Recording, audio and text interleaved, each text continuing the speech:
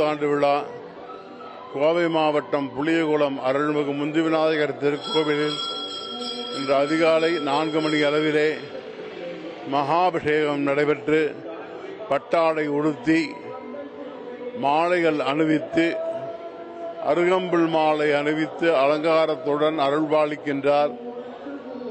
இன்றைய தினத்தில் உலகில் உள்ள அனைத்து பக்த பெருமக்களும் நல்வாழ்வோடும் நோயன்றி வாழ,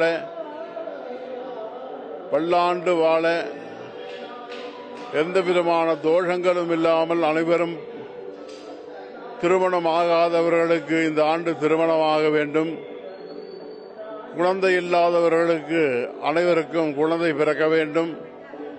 வேலை வாய்ப்பு கிடைக்காதவர்களுக்கு அனைவருக்கும் வேலை வாய்ப்பு கிடைக்க வேண்டும்.